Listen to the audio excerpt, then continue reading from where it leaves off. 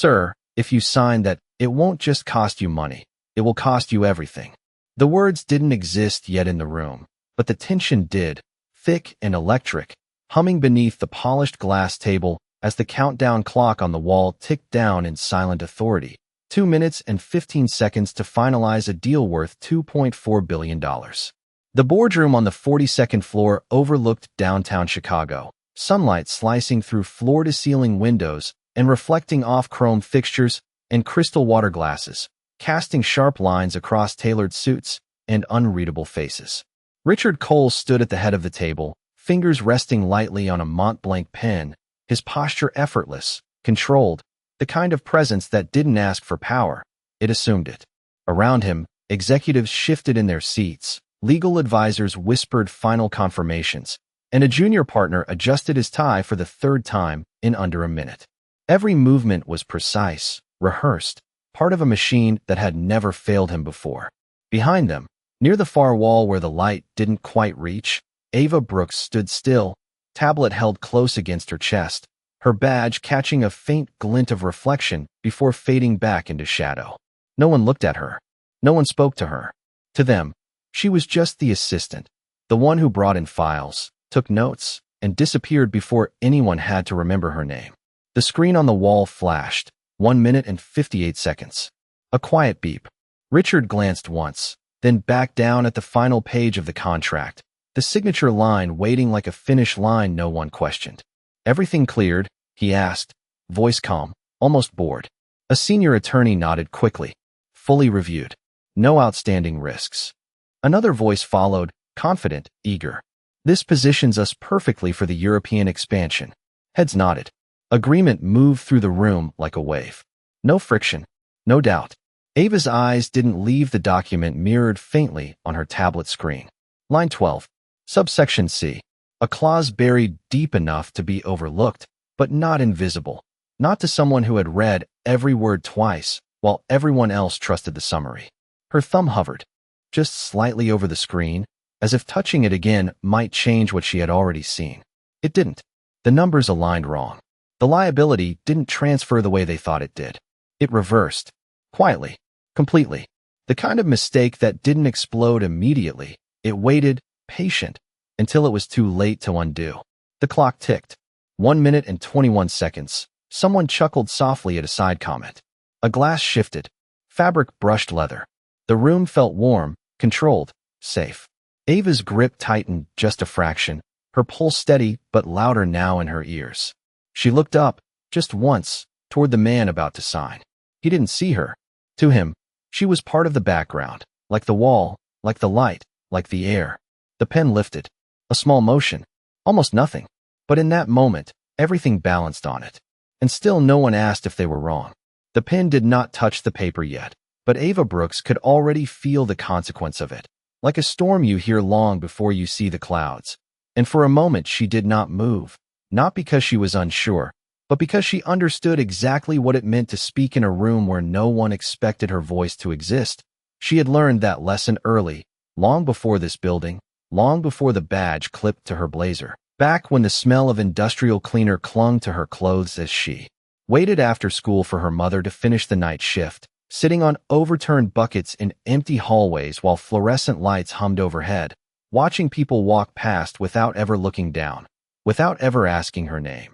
And even then she had listened, to conversations not meant for her, to patterns in voices, to the way decisions were made by people who never imagined being questioned. That was where she learned to notice what others missed, not because she was gifted, but because she had to be, because invisibility sharpens observation in ways comfort never does. And now, standing in a room worth more than any place she had ever lived, that same instinct pressed against her ribs like a second heartbeat, steady and insistent, the tablet in her hands still glowing faintly with the contract she had reviewed just hours earlier when it appeared in her queue without explanation, flagged as final, ready for archival once signed. Nothing unusual, nothing urgent, just another file in a system that assumed she would process without question, but she had paused, just for a second, because something in the formatting felt off, not wrong, just misaligned in a way that did not match the rest of the document. And that was enough. She had opened it, scrolled slowly, line by line, her eyes adjusting to the dense legal language that most people skimmed, and then she saw it, not immediately, but gradually. The way a shadow becomes shape when you stare at it long enough. Clause 12, subsection C. The wording subtle but precise, the kind that shifted responsibility without announcing it, turning protection into exposure with a single structural inversion, and she had read it again, slower, then once more, just to be certain, because certainty mattered more than confidence in moments like this. And when she realized what it meant, her first instinct had not been to speak, it had been to double-check, to verify against previous versions, to search internal notes, to confirm whether this was intentional, and nothing supported it. No annotation, no revision history that justified the change, just a quiet insertion buried deep enough to survive review if no one was truly looking. And now, as the clock continued its silent descent, and the room moved forward without hesitation, Ava felt the weight of that knowledge settle into something heavier than doubt, because she understood the scale of what was about to happen, not in abstract numbers, but in real consequence, layoffs that would not be announced until it was too late, headlines that would rewrite reputations overnight, decisions made in this room that would ripple outward into lives that would never know where it started. And still, no one noticed her, not the attorneys, not the executives, not even the assistants seated along the side wall who had learned, like her, to remain quiet unless called upon. But unlike her, they kept their eyes down, trusting the hierarchy to function as it always had. And maybe that was the difference. Ava did not trust it, not completely, because she had seen what happened when people assumed someone else had checked, when responsibility dissolved into silence. And as Richard Cole adjusted his grip on the pen, preparing to finalize something that could not be undone, Ava felt something shift inside her. Not fear, not exactly, but a narrowing of focus, the kind that clears everything except the one choice that matters. Speak and risk everything she had worked for, or stay silent and watch something irreversible unfold. And for a fraction of a second, she closed her eyes, not to escape the moment, but to steady it, to hold it still long enough to decide who she was going to be when it passed. Richard Cole did not rush. He never rushed. That was part of what made people trust him. The way he could stand at the edge of a decision worth billions of dollars and still appear completely untouched by urgency, as if time adjusted itself around him instead of the other way around. His cufflinks caught the light as he shifted slightly, the silver edges sharp against the dark fabric of his tailored suit. And when he lifted his gaze from the page, it was not to check the numbers again, but to read the room, to confirm what he already believed, that everyone here was aligned, that the machine was moving exactly as it should, because this was not his first deal, not even close. Richard Cole had built his reputation on precision, on control, on an instinct for risk that rarely failed him. Years of navigating boardrooms like this had carved a certainty into him that others mistook for instinct when it was really discipline sharpened over decades. He had started out as the youngest associate in a firm that did not expect him to last a year, learned quickly that hesitation was a liability, that confidence, even when incomplete, moved faster than doubt. And now, standing at the center of a room filled with people who answered to him, that same philosophy guided every decision. Do not second-guess what has already been reviewed. Trust the system, trust the experts, trust the process that had carried him this far without collapse. The legal team had signed off, the numbers had been verified, the projections aligned with the strategy he had outlined months ago. Expansion into Europe was not just an opportunity, it was a statement, a confirmation that his company operated at a level where hesitation no longer belonged. And yet, even in that certainty, there was a small detail he did not consciously register, a gap so subtle it did not interrupt his confidence. The fact that no one had asked a single critical question in the last 3 minutes. Not one challenge, not one pause, just agreement layered over agreement, smooth, efficient, and silent in a way that felt productive, but was in fact fragile, because rooms like this did not fail loudly, they failed quietly. In the spaces where no one spoke, Richard did not see that. Not yet. His attention returned to the document, to the signature line that waited with quiet expectation. His pen hovered again, just above the paper. The motion controlled, deliberate, and behind him, Ava opened her eyes, the decision no longer abstract, no longer distant. It was here, compressed into a single moment that would either pass unnoticed or change everything that followed. She saw the way the senior attorney leaned back slightly, satisfied, the way another executive glanced at his watch as if already thinking about the next meeting, the way the reflection of the contract shimmered across the glass table like something already finished, already decided. And she understood something with a clarity that cut through every hesitation she had felt before. This was not just about being right. It was about being willing to stand where she was not expected to stand, to speak where silence was assumed, because if she did not, no one else would, not because they could not, but because they did not see what she saw. And that difference mattered more than position, more than title, more than the quiet rules that had kept her invisible for so long. The clock on the wall shifted again, numbers dropping with mechanical precision. 47 seconds, a soft tone marked the passing second, and in that sound, something in the room felt final, as if the decision had already been made even before the ink touched the page. Richard adjusted his grip, preparing to complete the motion, and for the first time since she stepped into the room, Ava moved, not forward enough to draw attention immediately, not dramatic, just a small step that placed her slightly closer to the edge of the table, close enough that her voice, if she chose to use it, would carry, and as she inhaled, steady and controlled, the space between silence and interruption narrowed to almost nothing. And in that narrowing, the balance of the entire room shifted, even if no one had noticed it yet. Sir. The word entered the room quietly, not loud enough to interrupt by force, but precise enough to be heard. And for a fraction of a second, it did something unexpected. It slowed the motion of a hand that had never hesitated before.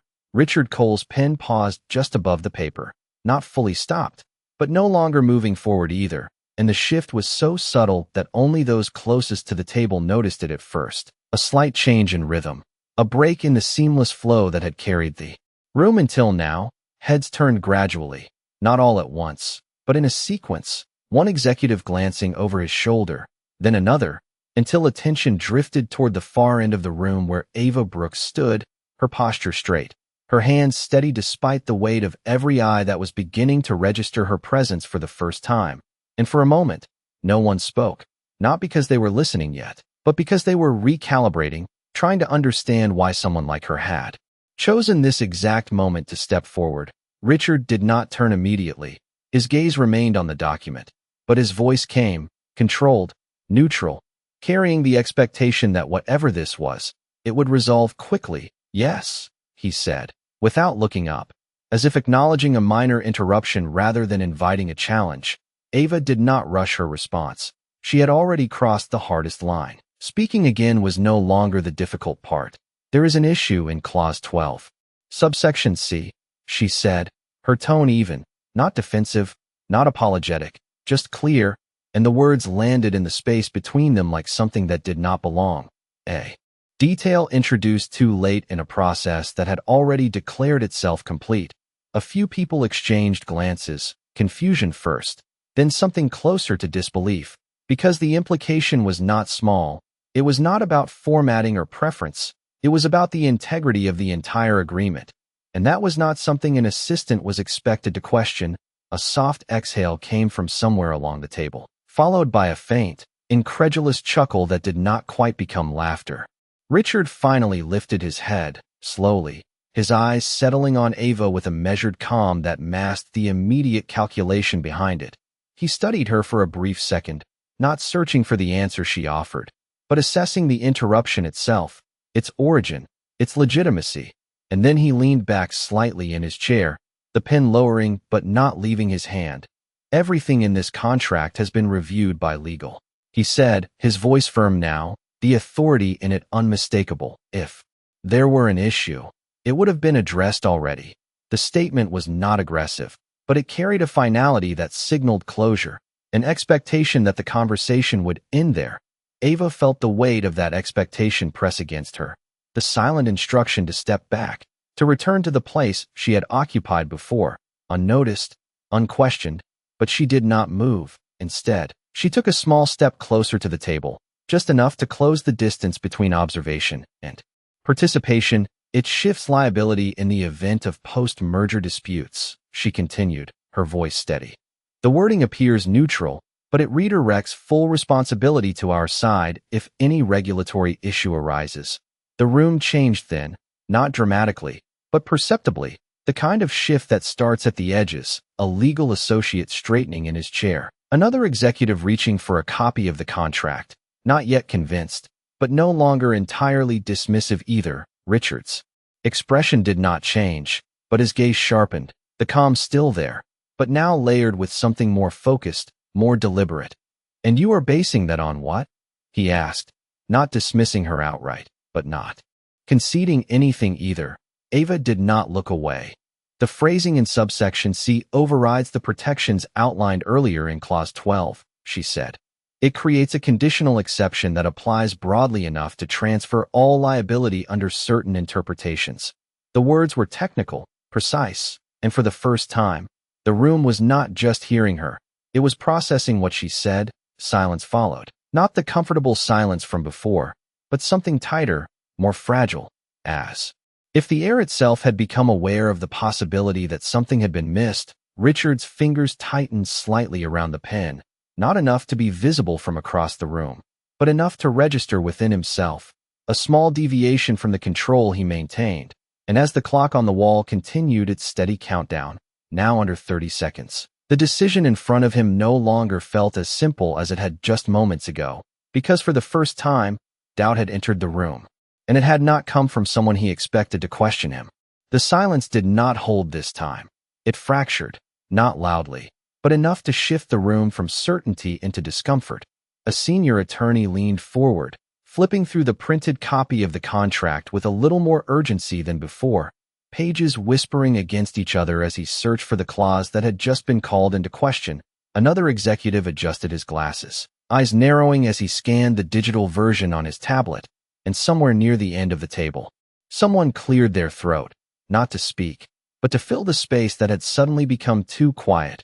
Richard Cole did not move immediately, but the pen in his hand no longer hovered with confidence. It rested just above the page, suspended in a hesitation he had not shown in years. His gaze remained fixed on Ava, not dismissive now, but not accepting either, caught in the narrow space between authority and the possibility of error. "You are suggesting that our entire legal team overlooked a liability reversal," he said, his tone measured, but there was an edge now, not anger, but resistance, the kind that comes when certainty is challenged in front of others. Ava did not react to the tone. She had expected it. "I am saying the wording allows for it," she replied, calm, precise, and that interpretation would hold under regulatory review. A faint exhale came from the attorney who had been flipping pages, his fingers stopping mid-document, his eyes scanning a single section again, slower this time. The room seemed to lean toward him without moving, waiting for confirmation or dismissal, something to restore the balance that had been disrupted. The clock on the wall dropped below 20 seconds, its quiet pulse now louder in the minds of everyone present, because time, which had felt abundant moments ago, was suddenly running out. That clause was revised in the last draft, the attorney said finally, his voice careful, not fully committed, but it should not override the primary protections. The word should hung in the air longer than intended, and that was enough for doubt to take a stronger hold. Richard's jaw tightened slightly, a small, controlled reaction, but one that did not go unnoticed by those closest to him. He turned his attention back to the document, flipping to the section himself now, scanning with the same discipline that had built his career, but this time, there was a difference. He was not confirming what he already believed. He was looking for what might have been missed. Ava remained still, her role in the moment complete for now. She had placed the truth in the room. What happened next was no longer hers to control. A low murmur began to form among the executives, not loud enough to break decorum, but enough to signal that the room was no longer unified. Questions formed silently, calculations shifted, projections rewritten in the span of seconds. The smooth surface of the meeting had cracked, revealing the complexity underneath. "We do not have time for this," one of the partners said, his voice carrying a hint of urgency now. "We can address any minor revisions post-signing." It was an attempt to restore momentum, to push forward, to minimize the disruption. But the word minor no longer fit as easily as it had before. Richard did not respond to him. His focus remained on the text, his eyes moving slower now, tracing each line with deliberate care. And then, there it was, not hidden, not disguised beyond recognition, but structured in a way that required attention to reveal its full impact. A conditional phrase, positioned precisely where it could alter the interpretation of everything before it, subtle, but definitive, the kind of detail that did not announce itself, but once seen, could not be unseen. The air in the room shifted again. Heavier now, more aware, Richard's fingers tightened around the page, not out of panic, but out of recognition, the kind that arrives quietly, without spectacle, but carries weight all the same. The clock reached 10 seconds, its presence now impossible to ignore, each second marking the distance between a decision that had seemed inevitable and the realization that it was no longer safe. Richard slowly placed the pen down on the table, the soft contact barely audible, but in the silence that followed, it sounded louder than anything else in the room. And for the first time since the meeting began, no one spoke, because the authority that had guided them forward had just paused, and no one knew yet what would happen next. No one moved to fill the silence this time. Not immediately.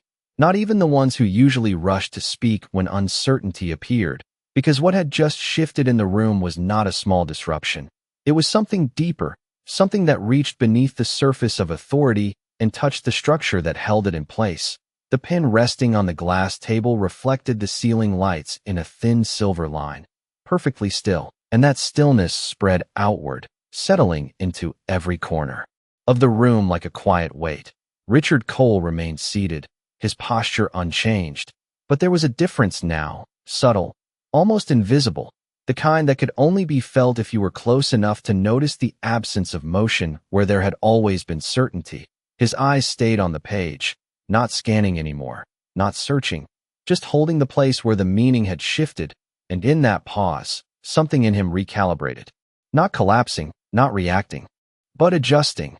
The way a man who had built his life on precision responds when precision fails him, not with panic, but with stillness, controlled, deliberate. The clock on the wall reached 0, the soft tone marking the deadline passed without signature, a quiet sound, almost polite, but in the context of everything that had led to this moment, it carried more weight than any voice in the room, because it confirmed what no one had yet said out loud. The deal was not complete, the process had stopped, and it had stopped because of a voice that had not been part of the process until now. Ava Brooks did not move either. Her shoulders remained level, her breathing steady, but inside, she could feel the shift as clearly as anyone else, not as victory, not as relief, but as a recognition that the moment she had stepped into had fully arrived. There was no going back to being unnoticed, not after this. The room that had once overlooked her entirely now held her at its center without fully acknowledging it, a paradox that hung in the air. Executives glanced at one another, some with quiet concern, others with the guarded expressions of people recalculating outcomes in real time. The legal team had stopped flipping pages, their attention fixed on the same clause that had altered the direction of everything. One of them adjusted his tie again, slower this time, as if the gesture itself might restore a sense of control, but it did not, because control had already shifted, not completely, not visibly, but enough to change the way the next decision would be made. Richard finally leaned back in his chair, the movement unhurried, deliberate, his hands resting lightly on the table, fingers relaxed, not tense, not defensive, just still, and when he lifted his gaze, it did not sweep the room as it had before. It moved with intention, first to the legal team, then to the document, and finally, to Ava. And this time, he did not look through her. He looked at her, not with approval, not with dismissal, but with recognition, the kind that forms when a fact can no longer be ignored. No words followed immediately, because words, in this moment, would have forced a direction too quickly, and Richard Cole was not a man who moved without understanding the full weight of what he was about to do. So he let the silence hold, not as a weakness, but as a tool, allowing the room to settle into the reality that had just unfolded.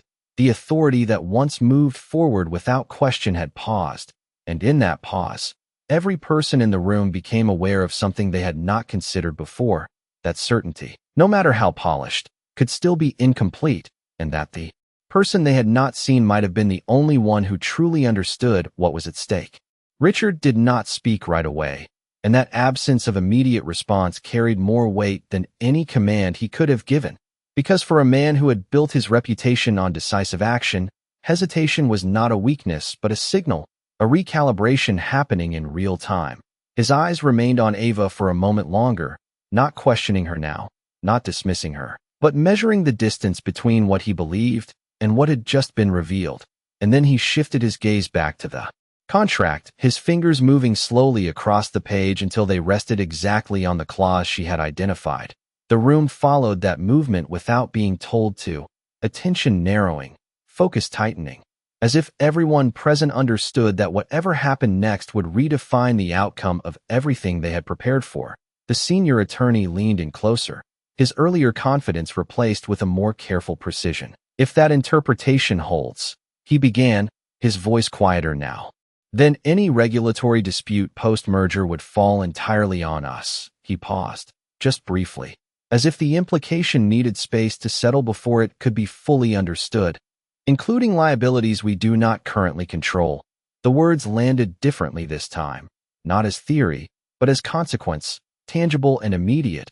Another executive sat back in his chair, the leather creaking softly beneath him, his expression no longer composed, but calculating, the kind of calculation that comes when numbers begin to shift in ways that cannot be contained.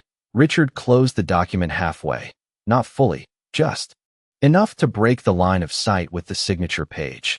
And in that motion, something unspoken became clear. The decision to sign had already changed, even if no one had yet acknowledged it out loud. Why was this revision not flagged? He asked, not raising his voice, but directing the question with precision toward the legal team. And for the first time since the meeting began, there was no immediate answer. Just a brief exchange of glances, a quiet recognition that the system they trusted had allowed something critical to pass through without resistance. It appears in the final draft only, one of them said carefully, and the language is structurally consistent with the rest of the document. He stopped, realizing even as he spoke that consistency did not mean safety. Richard nodded once, a small, controlled acknowledgement, not of agreement, but of understanding, the kind that comes when responsibility shifts from assumption to awareness. He leaned back again, his posture steady, but no longer anchored in certainty. And then, without raising his voice, he said, "Walk me through it." The request was directed at Ava, clear and unmistakable, and the room reacted before she did, heads turning again, not in confusion this time, but in attention, focused, deliberate, because the person they had overlooked was now being asked to define the outcome of a decision none of them were ready to make alone. Ava felt the shift before she moved, not as pressure, but as clarity. The same clarity that had guided her when she first saw the clause, now extended into something larger, something that required more than observation. It required articulation. She stepped forward again, closing the remaining distance to the table, placing her tablet down with a soft, controlled motion, her fingers steady as she opened the document to the exact section. The wording here creates a conditional override. She began, her voice even, grounded, not rushed. It appears to protect both parties, but the exception applies only when the issue originates from external regulatory action, which in this structure would default to us. She traced the line with her finger, not to emphasize authority, but to guide attention. It looks balanced, but it is not. It shifts the burden entirely under specific conditions that are likely, not hypothetical. The room listened without interruption, not because they had to, but because the logic was unfolding in front of them with a precision that could not be ignored. Richard watched her as she spoke, not just the words, but the way she delivered them, without hesitation, without overreach, just clarity. And in that clarity, something settled into place for him, not just about the contract, but about the person standing in front of him, because what she had done was not accidental. It was not luck. It was the result of attention, discipline, and the willingness to act when it mattered most. And as she finished, the silence that followed was different from before, not uncertain, not fragile, but definitive, because now, everyone in the room understood the same thing at the same time. The mistake was real, and it had almost gone unnoticed, and the only reason it had not was because someone they had not seen chose to speak. No one interrupted her when she finished, not even out of habit, because something had already changed in the room, something deeper than authority or hierarchy. It was alignment, the kind that forms when truth becomes undeniable, and for a moment, the only sound was the faint hum of the building's ventilation system and the distant echo of traffic far below, muted by 42 floors of glass and steel. Richard Cole remained still, his gaze resting on the exact line Ava had pointed to, but his focus had shifted beyond the document itself, into the implication of what had just occurred, not just that the deal was flawed, but that the flaw had been seen by someone the system had trained itself to ignore, and that realization carried a weight far beyond the contract. His fingers tapped once against the table, a soft, controlled motion, not impatience, but thought, deliberate and measured, the kind that precedes a decision that will be remembered. He reached forward and closed the document fully this time, the sound of paper meeting paper clean and final, and that simple act sent a clear signal. Through the room, the deal, as it stood, was no longer moving forward. A few executives shifted in their seats, some exhaling quietly, others leaning back as if the tension that had held them upright had finally released, but no one spoke yet, because they were waiting, not for the outcome of the contract, but for what Richard would say next. He lifted his eyes again, not to the attorneys, not to the partners, but directly to Ava, and this time, there was no distance in his gaze, no filtering of her presence through assumption or role, just direct recognition. "You read the entire document?" he asked, his voice calm, but no longer dismissive. Ava nodded once. "Yes, sir," she replied, her tone unchanged, steady, grounded. More than once, a slight pause followed, not hesitation, but space, the kind that allows a statement to settle before the next one is formed. Richard held her gaze for a moment longer, as if confirming something that did not need to be spoken out loud. Then he turned slightly toward the legal team. "We are not signing this," he said, the words clear, unambiguous, carrying the authority that had always defined him, but now guided by something different, not assumption, but verification. The response from the room was immediate, not in volume, but in movement. Tablets were set down, documents closed. Quiet conversations began to form in low tones, recalculating, restructuring, adapting to a decision that had just shifted the trajectory of everything they had prepared for. One of the senior partners leaned forward. "We can revise and reschedule within 48 hours, he said quickly, already moving into solution mode. But Richard raised a hand slightly, not to silence him, but to slow the pace. "We will review every line," he said, his voice measured. "Every clause, every revision." And then, after a brief pause, he added, "No assumptions." The words carried more than instruction. They carried acknowledgement, a quiet correction of the process that had nearly failed them. Ava remained where she stood, not stepping back, not stepping forward, just present. And for the first time since she entered the room, that presence was not incidental. It was central. A legal associate glanced at her, then another, not with confusion now, but with something closer to respect, subtle, unspoken, but visible in the way their attention held for just a second longer than before. Richard turned back to her once more, and when he spoke again, his tone had shifted, not dramatically, but enough to be felt. "You may stay," he said, not as permission, but as inclusion. A small sentence, but one that carried a larger meaning than it appeared to, because it redrew the boundary she had been standing behind. And in that moment, the room adjusted around her, not loudly, not formally, but undeniably. The assistant who had been invisible at the edge of the wall was now part of the conversation that would determine what came next, and as the tension that had filled the room began to transform into focused movement, into problem-solving and recalibration, something quieter settled beneath it all, something that did not need to be spoken, because everyone present had already understood it. The difference between a mistake and a disaster had come down to a single voice, and that voice had almost been ignored. The room did not return to what it had been, not immediately, and not completely, because something fundamental had shifted in a way that could not be undone. Conversations resumed, but they carried a different tone now, quieter, more deliberate, the kind that follows a moment when certainty is replaced by awareness.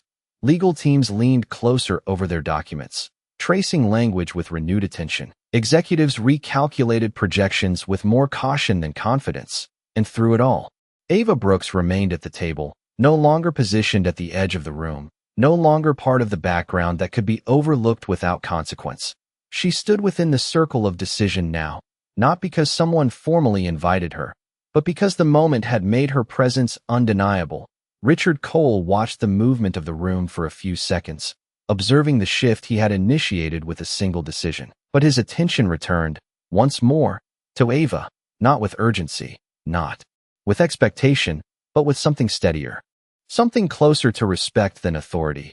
He rose from his chair slowly, the motion controlled, composed, and as he did, the subtle sounds of the room softened again, not out of obligation, but out of instinct, because when he stood, people listened.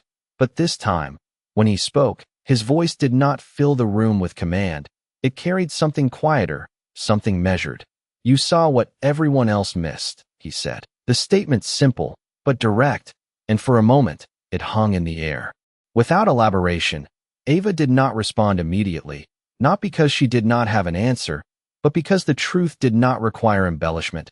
"I read it carefully," she said, her voice steady, unchanged from before, and that answer, plain and unadorned, seemed to settle deeper than anything more impressive could have, because it reframed what had just happened, not as brilliance, not as luck, but as attention, discipline, and the willingness to take responsibility when it mattered.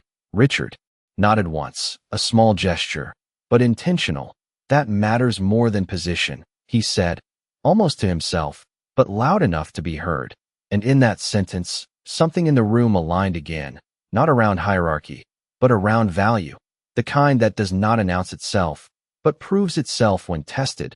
He glanced briefly toward the legal team, then back to Ava. "You will sit in on the revision process," he added, not phrased as a question, not framed as an opportunity, but as a recognition of necessity. And the words carried a quiet weight, because they did more than include her in the next step.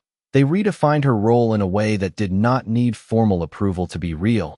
Ava inclined her head slightly, acknowledging the statement without stepping outside the calm that had carried her through the entire moment.